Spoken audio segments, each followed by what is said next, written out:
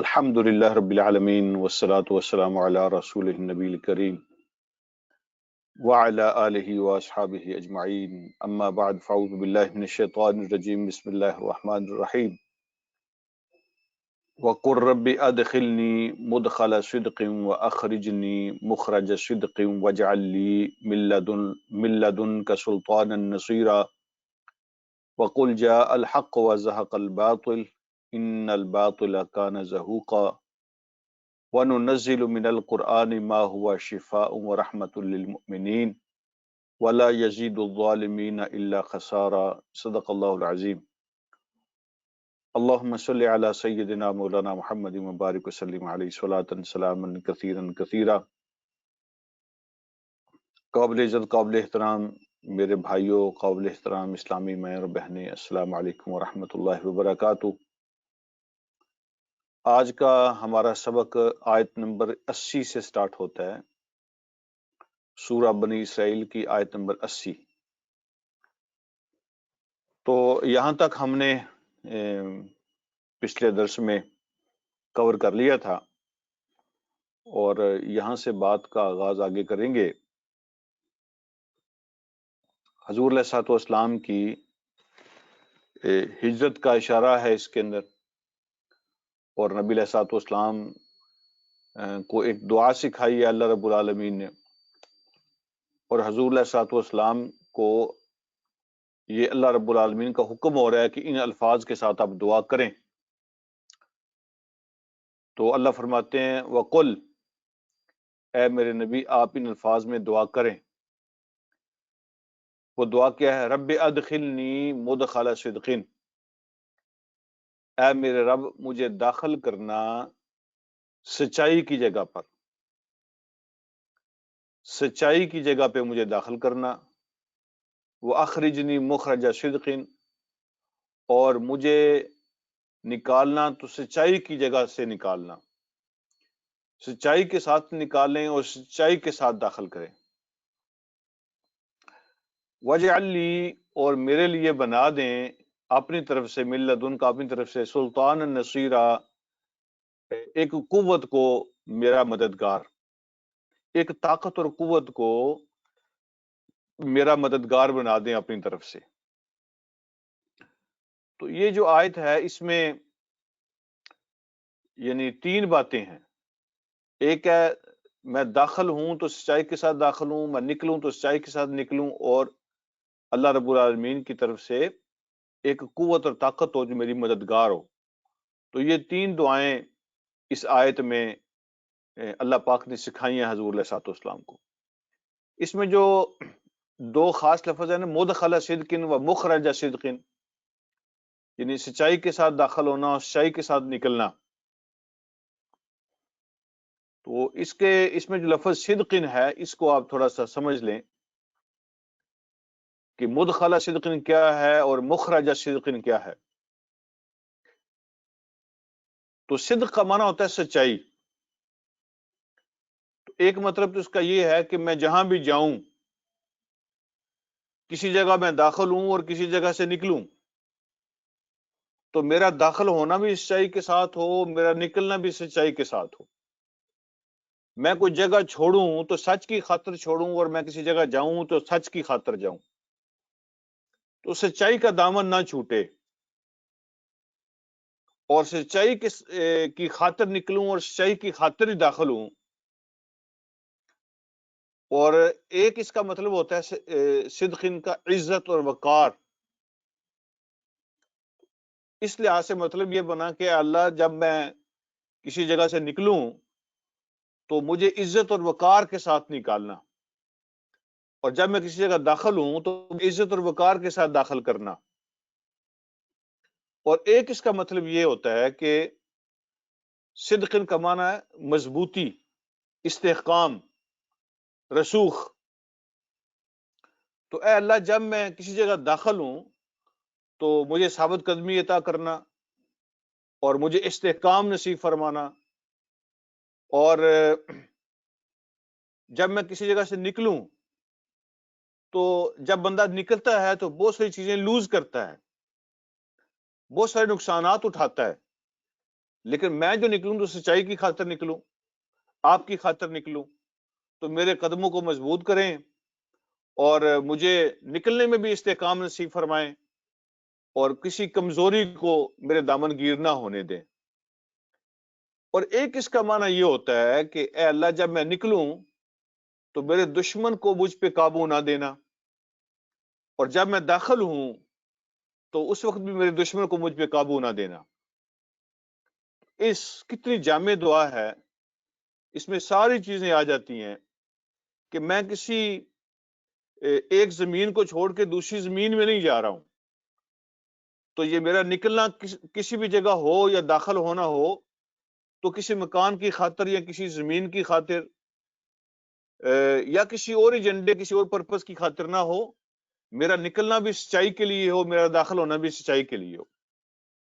اگر میں کسی جگہ کو چھوڑوں اور کسی دوسری جگہ پہ جاؤں تو یہ جگہ کی تبدیلی جو ہے یہ صرف ایک جگہ کی تبدیلی نہ ہو، میں جس وطن میں جاؤں میرا وطن بھی وہ سچائی کی خاطر ہو، اور جس کو میں چھوڑوں تو وہ سچائی کی خاطر چھوڑوں، تو میرے ہر کام کی بنیاد سچائی ہو اور تیرا حکم ہو اور تیرا دین ہو، اور میرے قدموں کو مضبوطی عطا کرنا اور میرے دشمن کو مجھ پہ قابو نہ دینا۔ تو یہ اللہ رب العالمین سے دعا مانگی، اس میں اشارہ بھی ہے نبی علیہ الصلوۃ والسلام کی ہجرت کی طرف۔ اور دیکھیں نا اللہ رب العالمین نے یہ جو تیسری دعا ہے اسی آیت میں کہ ایک اپنی طرف سے ایک طاقت کو میرا مددگار بنا دے، تو اس میں علم کی طاقت بھی ہے اور عمل کی طاقت بھی، وہ ساری طاقتیں اس میں موجود ہیں، یعنی علم کی طاقت بھی اس میں شامل ہے اور عمل کی طاقت بھی اس میں شامل ہے۔ اس میں یہ دعا بھی شامل ہے کہ اللہ مجھے ریسورسز عطا کرنا، مجھے اس دین کو آگے پہنچانے کے لیے جن سورسز کی اور ریسورسز کی ضرورت ہے اللہ مجھے وہ بھی عطا کرنا، میرے پاس ذرائع بھی ہونے چاہیے، اور وہ سورسز ہوں گے تو پھر یہ دین کی بات آگے بڑھے گی۔ اس دین کی بات کو آگے بڑھانے کے لیے جو طاقت اور سورسز درکار ہیں وہ مجھے اپنی جناب سے عطا فرما دینا۔ تو یہ جو برائی ہوتی ہے نا، تو اس کو مٹانے کے لیے یا اس کو روکنے کے لیے طاقت چاہیے ہوتی ہے۔ یہ جو برائی ہوتی ہے یہ صرف واضح و نصیحت سے ختم نہیں ہوتی، تو جہاں کہیں بھی مجھے ضرورت پڑے تو اللہ کی طرف سے مجھے طاقت بھی نصیب اور حاصل ہو۔ تو حضور علیہ الصلوۃ والسلام نے جو 13 سال مکے میں محنت کی ہے، تو آپ کا کیا خیال ہے، وہاں کوئی محنت میں کمی تھی؟ کوئی محنت میں شک تھا کہ خدا نخواستہ نبی علیہ الصلوۃ والسلام نے مکہ میں کوئی اخلاص کے ساتھ محنت نہیں فرمائی ہے؟ لیکن مکہ میں وہ کامیابی نصیب نہیں ہوئی جو مدینہ میں ہوئی ہے، اس لیے کہ مکہ کے اندر کمپیریٹیولی وہ سلطان نصیب نہیں ہوئی تھی جو مدینہ میں ہوئی تھی۔ دعوت کو آگے پھیلنے میں اور آگے بڑھنے میں جو سلطان چاہیے ہوتی ہے، جو ریسورسز چاہیے ہوتی ہیں، جو ذرائع اور قوت چاہیے ہوتی ہے، وہ مکہ میں موجود نہیں تھی۔ لیکن جب آپ مدینہ میں گئے ہیں تو اللہ رب العالمین نے وہ رکاوٹ جو تھی وہ دور فرما دی ہے، وہ جو کمزوری تھی وہ ختم ہو گئی ہے، اور اللہ پاک نے سورسز بھی عطا کی ہے، قوت بھی عطا کی ہے، تو دین کے کام میں کتنا تیزی کے ساتھ اضافہ ہوا ہے۔ اس میں جو ہے نا اللہ سے یہ دعا کی ہے کہ وجعل لی من لدنک سلطان نصیر، اپنی طرف سے مجھے قوت دینا۔ تو اس میں یہ بات بھی شامل ہے کہ وہ قوت میری اپنی ہو یا پھر کوئی اور قوت ہو جو میری پشت پناہی کرے، جو مجھے سپورٹ کرے۔ اس میں دونوں باتیں شامل ہیں۔ کبھی کبھی ایسا ہوتا ہے نا کہ وہ جو طاقت اور قوت ہوتی ہے، وہ ذرائع ریسورسز ہوتے ہیں، وہ آپ کے اپنے ہوتے ہیں، اور کبھی کبھی ایسا ہوتا ہے کہ وہ آپ کے اپنے نہیں ہوتے لیکن وہ سپورٹیو ہوتے ہیں، آپ کی سپورٹ کر رہے ہوتے ہیں۔ اس دعا میں وہ ساری باتیں شامل ہیں۔ میری اپنی طاقت ہو وہ بھی بہت اچھا ہے، لیکن اگر میری اپنی نہ ہو تو کوئی بھی طاقت ہو تو وہ میری پشت پناہی کرے، میری مددگار بن جائے۔ تو یہ خاص طور پہ جو لوگ ہم یورپ میں رہتے ہیں تو ہمیں اللہ رب العالمین سے یہ ہر وقت دعا کرنی ہے کہ اللہ رب العالمین ہمیں وہ سورسز عطا فرمائے اور وہ ذرائع میں نصیب فرمائے جو اس دعوت کو، اس بات کو آگے پہنچانے کے لیے ہمارے ساتھ وہ سپورٹیو ہوں. وہ ہمارے اپنے ہوں تو بھی ٹھیک ہے، یا اللہ رب العالمین تو مالک ہے نا ہر چیز کا، اللہ رب العالمین کسی کو بھی ہماری سپورٹ پہ لگا سکتا ہے، وہ اپنے دین کا کام کسی سے بھی لے سکتا ہے. تو اللہ رب العالمین سے طاقت بھی مانگی برائی کو روکنے کے لیے اور بلائی کو آگے پہنچانے کے لیے. سورسز اور طاقت کی ضرورت ہے. اور پھر لوگ کہتے ہیں کہ یہ سیاست کی باتیں جو ہے نا وہ دین کا حصہ نہیں ہے، سیاست نہیں کرنی چاہیے. تو یہ تو اللہ کا قرآن ہے، یہ تو خود کہہ رہا ہے کہ سلطان چاہیے. اللہ کا قرآن خود کہتا ہے کہ ذرائع چاہیے. اللہ کا قرآن خود چاہتا ہے کہ دعا مانگو، ٹھیک ہے، تمہیں قوت چاہیے، اللہ سے کہو تمہیں قوت عطا کریں. تو یہ قوت جو ہوتی ہے نا، یہ برائی کو مٹانے اور بھلائی کو آگے پہنچانے کے لیے ایک سورس ہے اور یہ ایک ضرورت ہے. اس لیے یہ سیاست جو ہے دین کی خود ضرورت ہے. اور نبی علیہ الصلوۃ والسلام کی ایک حدیث بھی ہے، وہ بھی آپ نے کئی دفعہ سنی پڑھی ہوگی، کہ بے شک اللہ رب العالمین سلطان کے ذریعے سے اس برائی کو مٹاتا ہے، اس کی روک تھام کرتا ہے جو قرآن کے ذریعے سے نہیں ہو سکتی. آپ کسی کو سناتے رہیں قرآن، وہ کام جو قرآن کے ذریعے سے نہیں ہو سکتا اللہ سلطان کے ذریعے سے وہ کام کروا دیتے ہیں. ٹھیک ہے، تو واز کرنے سے، نصیحت کرنے سے، قرآن سنانے سے، تقریریں سنانے سے بعض اوقات جو ہے وہ رستے نہیں نکلتے اور وہ برائیاں دور نہیں ہوتی اور وہ رکاوٹیں ختم نہیں ہوتی جو اللہ رب العالمین طاقت اور سلطان کے ذریعے سے ان کو ختم کرتے ہیں. تو قرآن بھی ایک سورس ہے اس دعوت کے لیے، اور اس کے ساتھ ساتھ سلطان بھی ایک سورس ہے اس دعوت کے لیے. اللہ رب العالمین سے سلطان بھی مانگی ہے. تو وہ کام جو قرآن کے ذریعے سے نہیں ہو سکتے اللہ وہ سلطان کے ذریعے سے کروا دیتے ہیں. اور اگلی بات، پھر اللہ نے حکم دیا کہ اس طرح پڑھو، اس طرح دعا مانگو، یہ بھی کہو وقل، اور اعلان کرو، جال حق و زحق الباطل، حق آ گیا اور باطل مٹ گیا. یعنی یہ ایسا ہو گیا، یعنی یقین کے ساتھ بات ہو رہی ہے نا، ایسے بات ہو رہی ہے جیسے یہ کام ہو گیا ہے. لیکن یہ جب یہ آیات نازل ہوئی ہیں تو یہ موقع کون سا ہے؟ یہ موقع وہ ہے جب حضور علیہ الصلوۃ والسلام ابھی مکہ میں ہیں، ابھی ہجرت ہوئی نہیں ہے، اور مسلمان تو حبشہ میں جا کے پناہ لیے ہوئے ہیں بیچارے. مکہ میں ان کی زندگی جیرن ہے، ان کا گزارا مشکل ہے، اور ان کو نبی علیہ الصلوۃ والسلام نے حبشہ بھیجا ہوا ہے. اور یہ مکی پیریڈ جو ہے نا اس کا آخری زمانہ ہے، اور خود حضور علیہ الصلوۃ والسلام اور آپ کے ساتھیوں کے لیے مکہ میں رہنا مشکل ہو گیا ہے اور ہجرت کی تیاریاں ہو رہی ہیں. اس وقت یہ اعلان اللہ کروا رہے ہیں کہ آپ یہ بھی اعلان کر دیں، کہہ دیں حق آ گیا اور باطل مٹ گیا. ان الباطل کان زہوقا، بے شک باطل تو ہے ہی مٹنے والی چیز، باطل تو بالآخر اس نے مٹنا ہی مٹنا ہے. تو اس کے لیے تو اللہ رب العالمین نے دوام رکھا ہی نہیں ہے. باطل تو مٹنے والی چیز ہے، اس نے مٹنا ہی ہے. ابھی آپ مکہ میں ہیں اور وہاں رہنا مشکل ہے. میں نے عرض کیا کہ صحابہ حبشہ میں جا کے چھپے بیٹھے ہیں، لیکن اس کے باوجود یہ اعلان اللہ کروا رہے ہیں. اس کا مطلب یہ ہے کہ اپنی دعوت پر اور اپنی بات پر حالات کیسے بھی ہوں، اتنا یقین ہونا چاہیے اپنی بات پر اور اپنی دعوت پر، اپنے نظریے پر اتنا یقین ہونا چاہیے کہ یہی سچ ہے اور اسی نے پرویل کرنا ہے اور اسی نے آگے بڑھنا ہے. یہی سچ ہے اور یہی باقی رہے گا، باقی سب باطل اور جھوٹ ہے. اور باطل اور جھوٹ جو ہے نا اس کے روب میں بندہ نہ آئے. اپنی بات کی، اپنی جو کوشش ہے یا اپنی جو بات ہے اس کی کامیابی کا اس طرح یقین ہو کہ جیسے یہ ہو چکا ہے، ابھی یہ ہونا تھا، ابھی یہ ہونا تھا، لیکن اعلان ایسے کیا کہ جیسے ہو چکا ہے.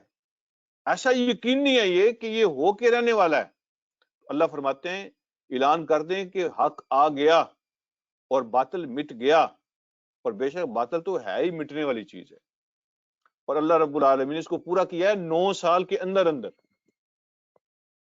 9 سال کے اندر اندر یہ ساری تصویر مکمل ہوئی ہے کہ جب جو ہے نا حضور علیہ الصلوۃ والسلام آپ مکہ فتح کر کے تو آپ کے ہاتھ میں جو چھڑی ہے، اور اس وقت بھی جب آپ وہ 360 جو خدا رکھے ہوئے تھے حرم کے اندر، تو آپ اس اپنی چھڑی کے ساتھ یا اپنی کمان کے ساتھ ان کو ایسے گرا رہے تھے نیچے، کسی کے سر پہ، کسی کے بازو پہ رکھ کے، کسی کے کندھے پہ رکھ کے، کسی کی چھاتی پہ رکھ کے اس کو نیچے گرا رہے تھے دبا کے، اور یہی اعلان کر رہے تھے جا الحق وزاق الباطل ان الباطل کان زہوقا.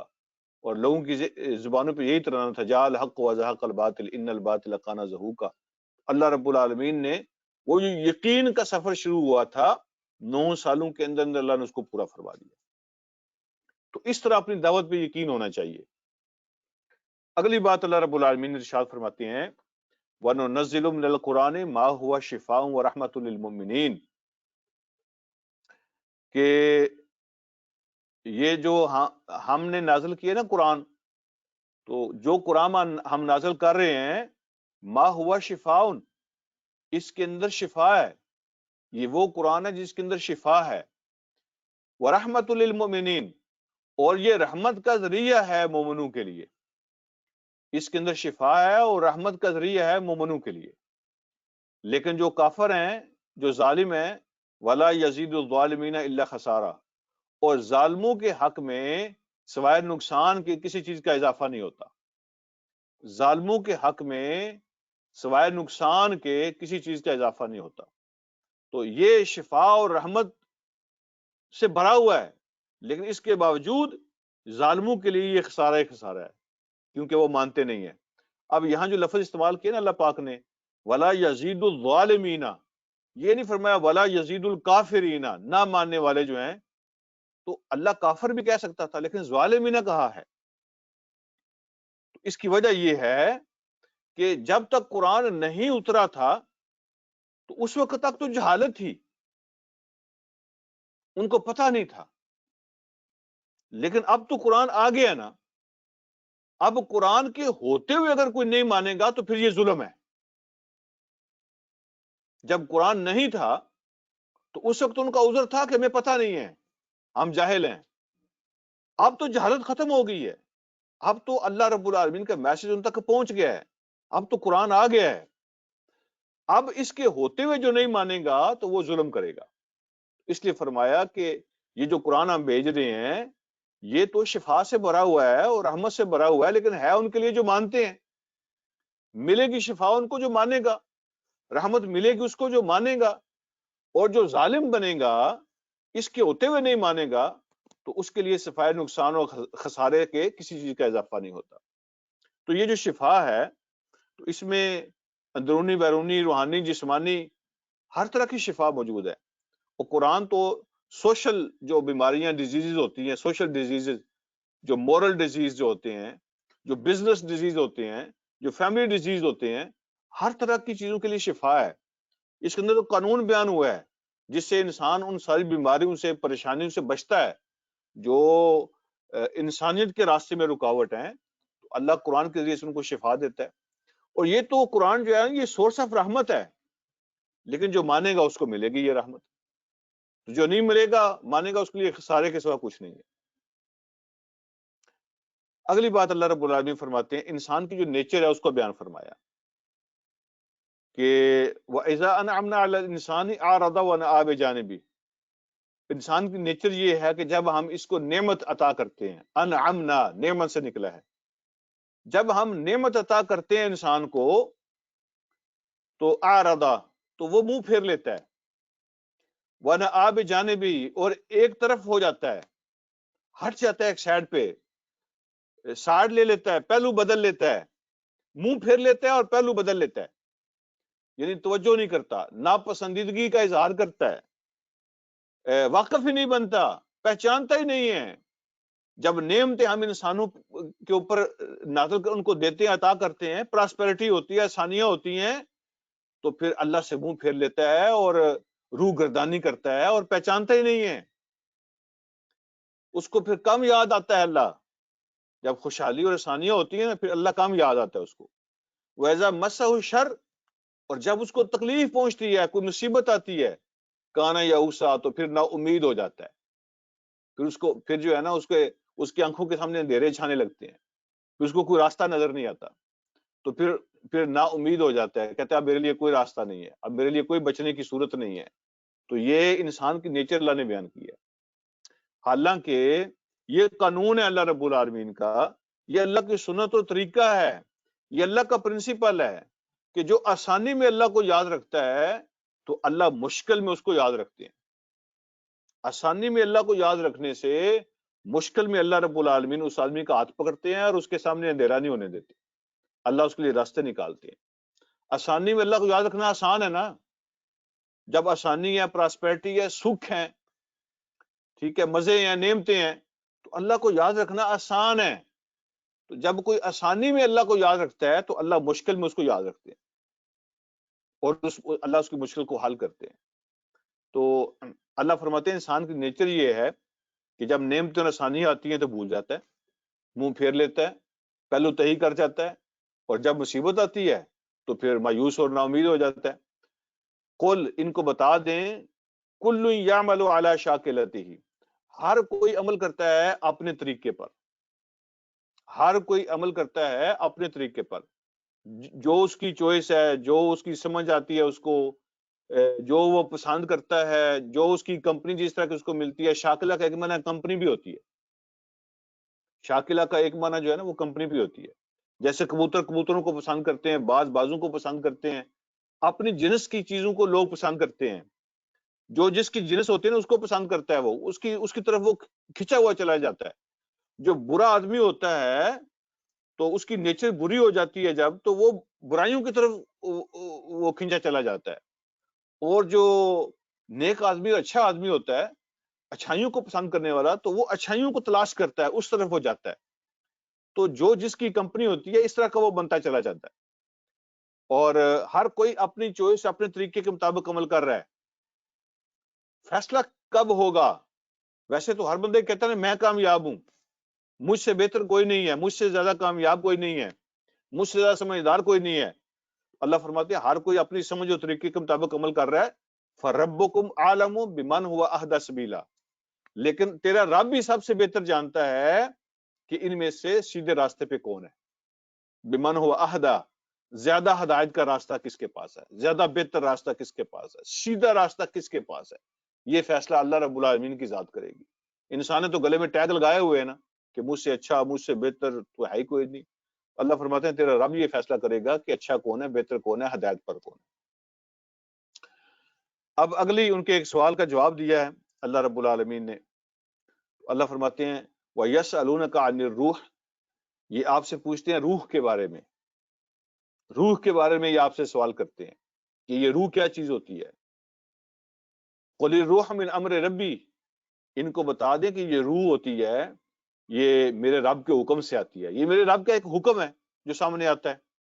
وَمَا أُوتِيتُم مِنَ الْعِلْمِ إِلَّا قَلِيلًا، اور اس کے بارے میں تمہیں علم نہیں دیا گیا مگر بہت تھوڑا. یہ جو چیزیں ہیں اس حوالے سے تمہارے پاس علم نہیں ہے، جتنے تم چیزیں پیش کر رہے ہو سب اندازے ہیں، یہ تمہارے گمان ہیں، بہت تھوڑا علم تمہارے پاس ہے، یا بہت تھوڑے لوگ جو ہیں ان چیزوں کی حقیقت کو جانتے ہیں. یہاں پہ جو لفظ روح ہے تو کچھ لوگوں نے اس کو، یہ جو انسانی جان ہوتی ہے روح، اس کے بارے میں لیا کہ وہ پوچھتے ہیں کہ یہ روح کیا ہوتی ہے، کہاں سے آتی ہے. تو ان کو بتا دیں کہ یہ رب کا امر ہوتا ہے، یہ رب کا حکم ہوتا ہے. فلاں آدمی کو کے اندر چلی جاؤ تو اس کے اندر چلی جاتی ہے. تو اصل میں یہ رب کے حکم کا نام ہے، ٹھیک ہے جی. تو لیکن یہ کمزور اوپینین ہے. جو سالڈ اور ویلڈ اور مضبوط اوپینین ہے، مولانا حمد الدین نے بھی تفہیم قرآن کے اسی کو بیان فرمایا ہے کہ پہلے بھی قرآن کی بات ہو رہی ہے، بعد میں بھی قرآن کی بات ہو رہی ہے، تو درمیان میں روح کی بات کہاں سے آ گئی؟ تو قرآن میں اللہ رب العالمین نے بے شمار جگہوں پر روح کو وحی یا وحی لانے والے کے لیے استعمال کیا ہے. وحی کے لیے یا وحی لانے والے کے لیے لفظ روح کا استعمال ہوا ہے. تو قرآن کے کانٹیکس میں بات ہو رہی ہے تو اس کا مطلب ہے کہ ان کا سوال یہ ہے، وہ یہ سمجھتے تھے کہ یہ آپ خود گھڑ کے لاتے ہیں یا کوئی آپ کو سکھاتا ہے. آپ کہتے ہیں فرشتہ میرے پاس آتا ہے، تو یہ فرشتہ کیا چیز ہے؟ یہ جو قرآن آپ کے پاس لے کے آتا ہے وہ کون ہے، کیا چیز ہے، کیسے آتا ہے، کہاں سے آتا ہے؟ تو آپ ان کو بتا دیں کہ وہ میرے رب کے حکم سے آتا ہے، نہ اس کا اپنا ایجنڈا ہے، نہ وہ خود بناتا ہے، نہ وہ خود لے کے آتا ہے، نہ میری مرضی سے آتا جاتا ہے، نہ وہ اپنی مرضی سے آتا جاتا ہے۔ قل الروح من امر ربی، یہ جو روح جبریل آتے ہیں تو یہ تو میرے رب کے حکم کے ساتھ آتے ہیں، جب آرڈر ہوتا ہے آ جاتے ہیں، جب آرڈر ہوتا ہے نہیں آتے۔ تو یہاں روح سے مراد روح الامین ہے، جس طرح وہ سورہ قدر میں ہے نا، سورہ قدر میں تنزل الملائکۃ والروح، تو روح کا مطلب جبریل ہیں، وحی لے کے آنے والا فرشتہ۔ تو وہ آپ سے پوچھتے ہیں کہ یہ وحی لے کے آنے والے فرشتے کا کیا قصہ ہے، تو آپ ان کو بتا دیں کہ یہ تو میرے رب کی حکومت کے ساتھ آتا ہے، اپنی مرضی سے نہیں آتا، نہ میری مرضی سے آتا ہے، اور تمہارے پاس علم نہیں ہے کہ تم یہ ساری چیزوں کو جان لو اور چیک کر سکو۔ اگلی بات، اب ان کے جو اعتراضات ہیں اللہ پاک ایک ایک کر کے ان کے کچھ اعتراضات کا جواب دے رہے ہیں۔ اللہ فرماتے ہیں وَلَئِنْ شِئْنَا لَنَذْهَبَنَّ بِالَّذِي أَوْحَيْنَا إِلَيْكَ، مخاطب نبی علیہ السلام کو کیا ہے، لیکن جواب ان کے سوالوں کا دیا جا رہا ہے۔ وَلَئِنْ شِئْنَا، اگر ہم چاہیں لَنَذْهَبَنَّ بِالَّذِي أَوْحَيْنَا إِلَيْكَ، تو واپس لے لیں ہم وہ جو ہم آپ کی طرف وحی کرتے ہیں۔ اگر ہم چاہیں تو وہ وحی جو ہم آپ کی طرف کر رہے ہیں ہم اس کو روک لیں، واپس لے لیں، پھر کیا ہوگا؟ ثم لا تجد لک بہ علینا وکیلا، اور پھر کوئی نہیں، آپ کسی کو نہیں پائیں گے ہمارے مقابلے میں کہ آپ کا کوئی مددگار بن سکے اور آپ کو واپس لا کے دے سکے۔ آپ کسی کو بھی ہمارے مقابلے میں مددگار نہیں پائیں گے۔ تو وہ جو کہتے تھے نا کہ آپ خود گڑھتے ہیں، آپ خود بناتے ہیں، آپ کا کوئی استاد ہے وہ آپ کو سکھا جاتا ہے، تو اللہ پاک نے اس کا جواب دیا، اے نبی اگر یہ جو وحی ہم کر رہے ہیں آپ کے دل پہ اتار رہے ہیں اور آپ کے دل پہ اس کو حفظ بھی کروا رہے ہیں، ہم اگر جو بھیج رہے ہیں ہم آپ کے حافظے سے بھی واپس لے سکتے ہیں، آپ کی میموری سے بھی واپس لے سکتے ہیں۔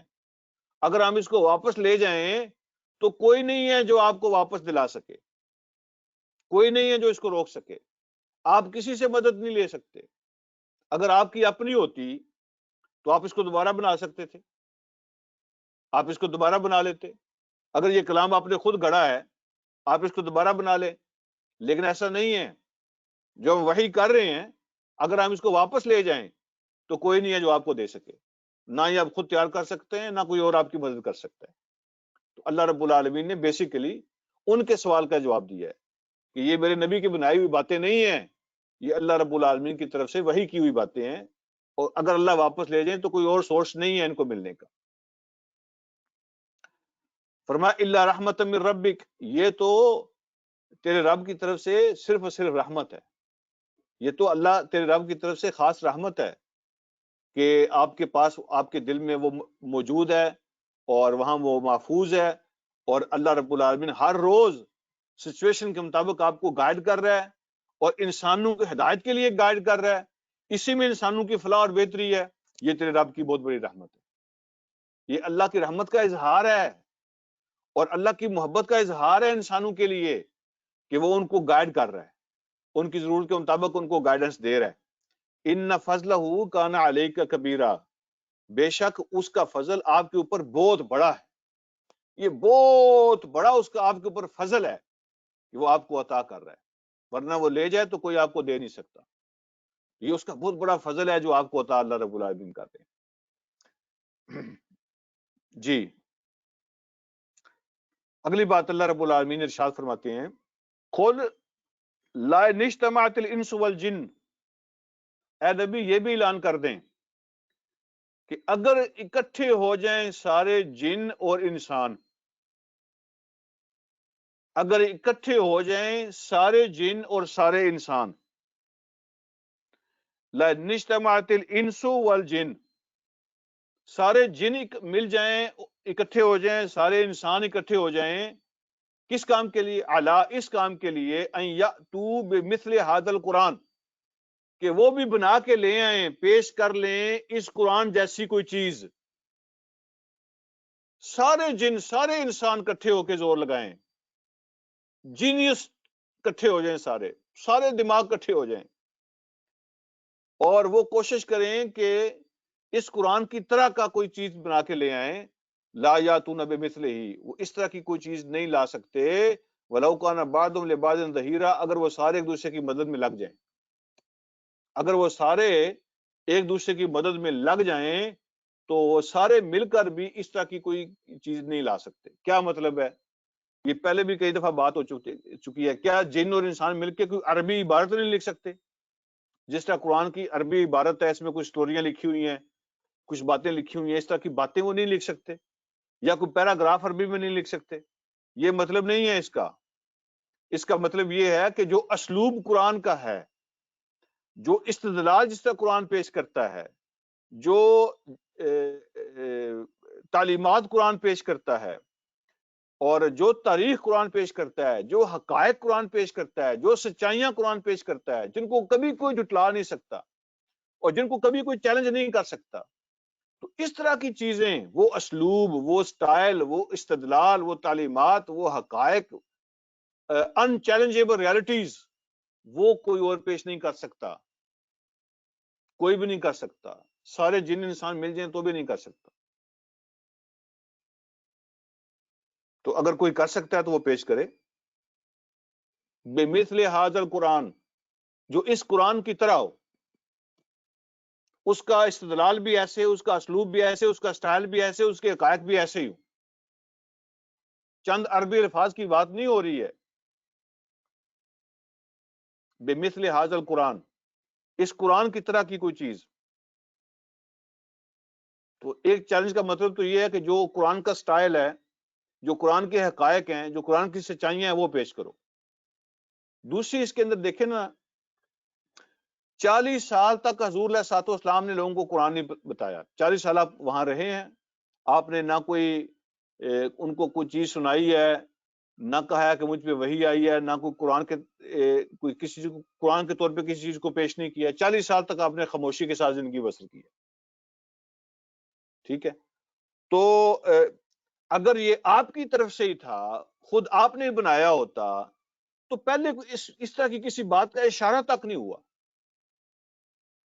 تو 40 سال تک کسی کو سمجھ نہیں آئی، کوئی اشارہ تک نہیں ہوا کہ یہ وہ بندہ ہے جو کوئی بڑی چیز تیار کر رہا ہے اور کسی بڑی چیز کی لانچنگ ہونے والی ہے.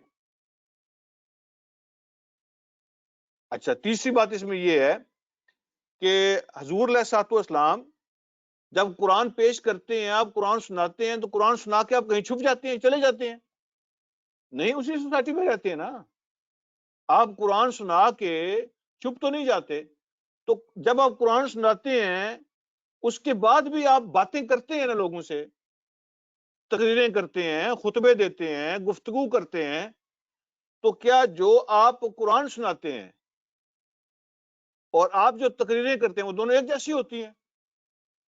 آپ کی اپنی تقریر، آپ کا اپنا خطبہ اور قرآن، آپ ان دونوں کو کمپیئر کرو تو تمہیں صاف فرق پتہ چلتا ہے کہ یہ کوئی اور چیز ہے، یہ کوئی اور چیز ہے. اگر حضور علیہ الصلوۃ والسلام نے خود بنایا ہو یہ قرآن، تو آپ کی اپنی خطبے اور تقریریں بھی اسی جیسی ہونی چاہیے.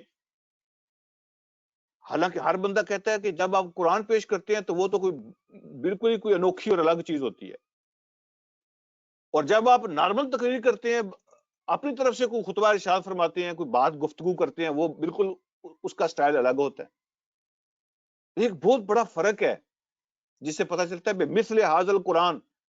آپ کے اپنے جو خطبے ہوا کرتے تھے، جو آپ کی تقریریں ہوا کرتی تھی، وہ بھی بمثل ھذا القرآن نہیں ہوتی تھیں. وہ قرآن کی طرح نہیں ہوتی تھی. اس میں بڑا فرق تھا. یعنی کوئی بھی سمجھدار آدمی وہ پہچان سکتا تھا کہ یہ کوئی اور چیز ہے، یہ کوئی اور چیز ہے. یہ اللہ نے خود فرق رکھا تھا. یہ اللہ رب العالمین نے خود فرق رکھا ہوا تھا. اور یہ خود بہت بڑا معجزہ ہے حضور علیہ الصلوۃ والسلام کو جو اللہ نے عطا کیا، کہ جب آپ وحی سناتے تھے تو وہ کچھ اور، اس کا سٹائل اور انداز اور اثر اور سارا کچھ وہ اور چیزیں ہوتی تھی. اور جب آپ خود تقریر کرتے تھے وہ چیزیں کچھ اور ہیں.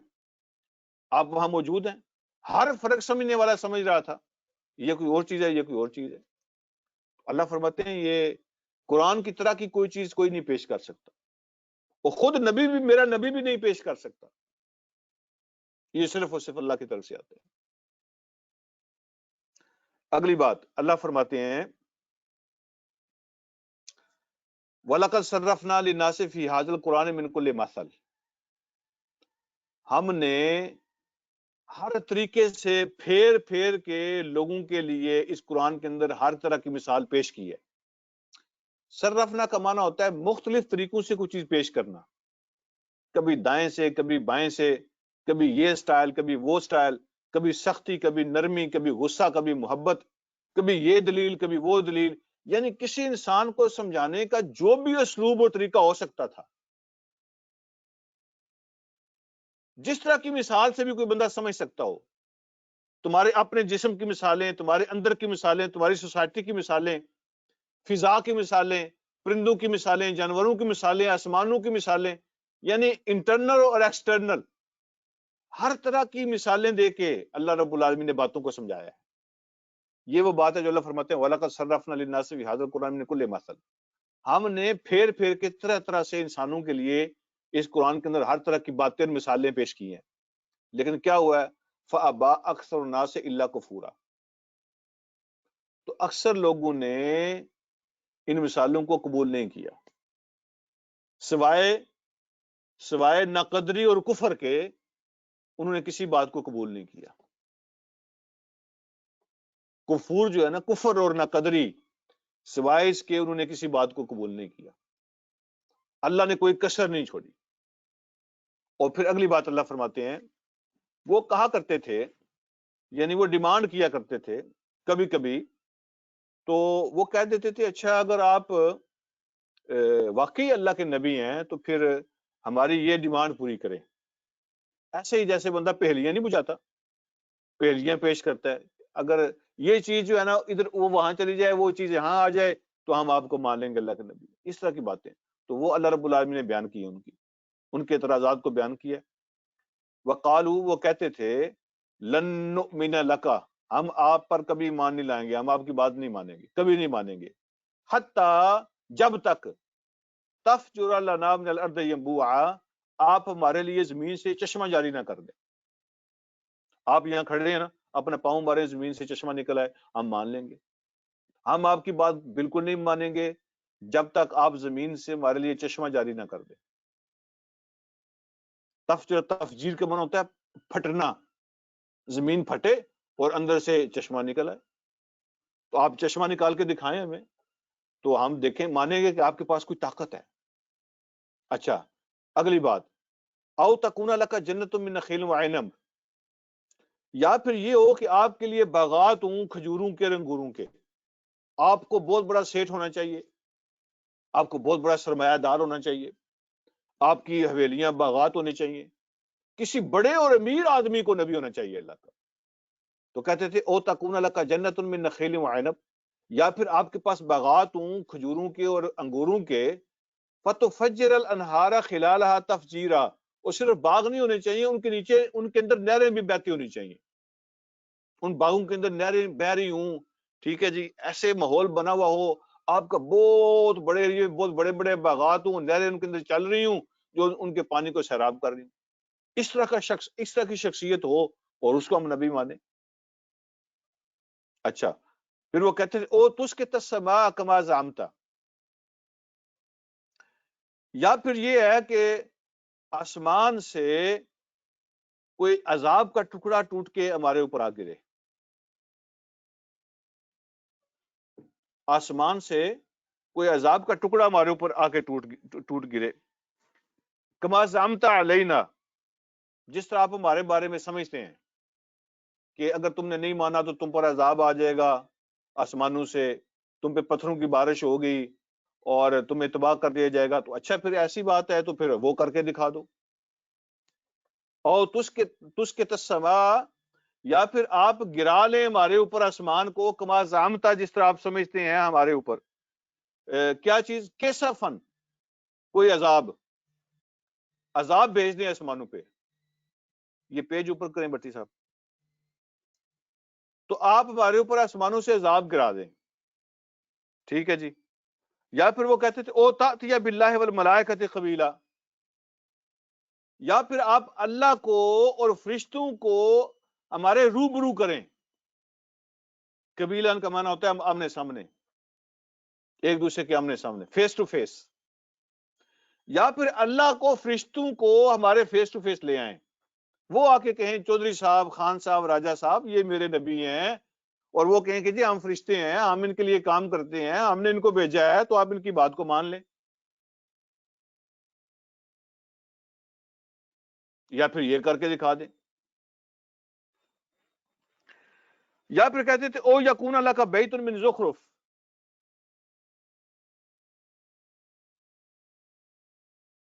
یا پھر آپ کا گھر ہونا چاہیے سونے کا بنا ہوا.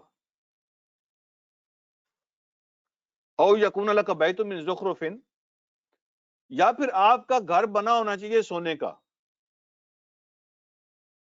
پتہ چلے کہ یہ کوئی سیٹھ آدمی ہے. او ترکا فی السماء، یا پھر آپ ہمارے سامنے آسمانوں پہ چڑھیں.